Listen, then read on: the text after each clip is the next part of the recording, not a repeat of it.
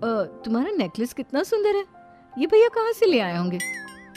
मैंने भैया को 3 दिन पहले फोन पर ये डिजाइन दिखाया था और आज भैया ये ले आए। सविता तो अपनी ननदों के गिफ्ट्स देखकर जल गई और करिश्मा का नेकलेस तो उसे भी बहुत पसंद आया था। अपनी बहनों के लिए कितना अच्छा नेकलेस लेकर आए हैं, मुझे कभी कोई गिफ्ट नहीं दिया। मैं आज ही ये हार चुरा लूंगी। रात में सविता करिश्मा का हार चुरा लेती है और इसी तरह उसे अपनी ननदों की जो भी चीज़ अच्छी लगती वो उसे मांगती नहीं बल्कि रात के अंधेरे में चुरा लेती।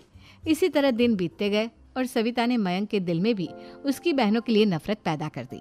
एक दिन मयंक ने करिश्मा और रेशमा के लिए रिश्ता देखा और ये बात उसने घर में सबको बताई।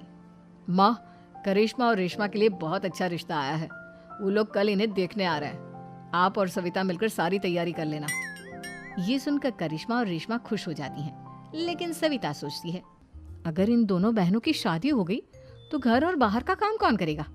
मनीषा तो 1 नंबर की कामचोर है, उससे तो किसी बात की उम्मीद लगाना ही बेकार है।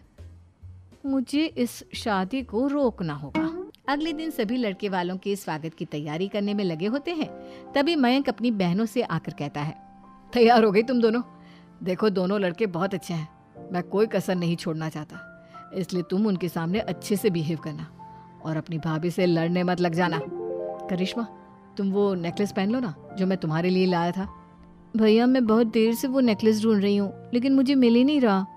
क्या, तुमने नेकलेस खो दिया? तुम्हें पता भी है वो कितना महंगा था, तुम कोई काम ढंग से नहीं कर सकती। मयंक गुस्से में वहां से चला जाता है। थोड़ी देर बाद लड़के वाले भी आ जाते हैं, वो दोनों बहनों को पसंद कर लेते हैं और रिश्ता पक्का हो जाता है। लेकिन सविता के दिमाग में तो कुछ और ही खिचड़ी पक रही थी। वो पंडित जी के पास करिश्मा की कुंडली लेकर जाती है और उन्हें पैसे देकर करिश्मा की कुंडली बदलवा देती है। जब लड़के वालों के पास करिश्मा की कुंडली जाती है तो वो दुर्गा को फोन करते हैं। बहन जी, हमने करिश्मा की कुंडली अपने पंडित जी को दिखाई थी। आपकी बेटी की कुंडली नहीं बल्कि दोषों का पिटारा है। देखिए, मैं और मेरे पति इन सब बातों में बहुत विश्वास करते हैं, इसलिए हम आपकी बेटी से अपने बेटे की शादी नहीं करा सकते। इस तरह करिश्मा का रिश्ता टूट जाता है और सभी घर वालों को बहुत दुख होता है। अब कविता सोचती है, चलो करिश्मा का तो रिश्ता टूट गया, अब रेशमा का भी रिश्ता तोड़ना है। क्या करूं क्या करूं? अब सविता आवाज बदलकर किसी अननोन नंबर से रेशमा के होने वाले ससुराल में फोन करती है। हेलो, मैं कौन हूँ कौन नहीं ये आपके लिए जानना जरूरी नहीं, बस इतना सुन लो कि रेशमा का 2 साल से किसी के साथ अफेयर चल रहा है। बस रेशमा का रिश्ता तोड़वाने के लिए सविता का इतना कहना काफी था। अब रेशमा का भी रिश्ता टूट गया। मयंक और दुर्गा देवी ने रेशमा को खूब खरी खोटी सुनाई और उससे बार बार उस लड़के के बारे में पूछने लगे। आप दोनों मुझे क्यों परेशान कर रहे हो? अरे कोई लड़का होगा मेरी लाइफ में तो मैं बताऊंगी ना, जब कोई है ही नहीं तो कहाँ से लाऊं मैं कोई लड़का? तो तेरे होने वाले ससुराल वालों को फोन किसने किया था? माँ, मैं नहीं जानती किसने फोन किया था, मैं सच कह रही हूँ। मैं तो पहले ही कह रही थी इसकी लगाम खींच कर रखो, लेकिन मेरी सुनता ही कौन है।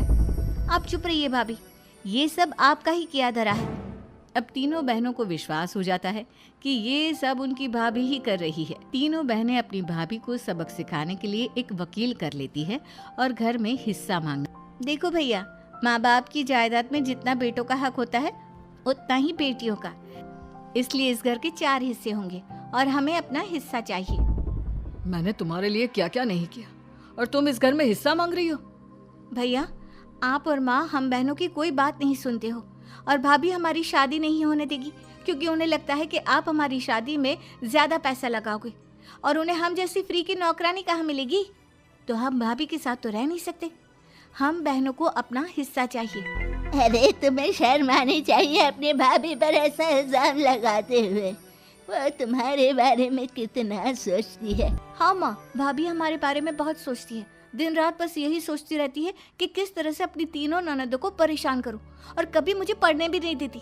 दोनों बहनों का रिश्ता भी तो इन्होंने ही तोड़वाया है और रात में हमारे कमरे में आकर हमारी चीजें भी चुराती हैं। इसी तरह सविता की तीनों ननदें अपनी बात पर अड़ी रही। अब कोर्ट में तारीख भी शुरू हो गई। जब सविता को लगा कि उसकी तीनों ननद इतनी आसानी से नहीं मानने वाली, तो उसने अपने पति और सास को सारी सच्चाई बता दी और अपनी तीनों ननद से माफी मांगी। मयंक और दुर्गा को भी अपनी गलती का एहसास हो गया। अब सविता खुद करिश्मा और रेशमा के लिए अच्छा रिश्ता ढूंढती है और उनकी शादी करवाती है।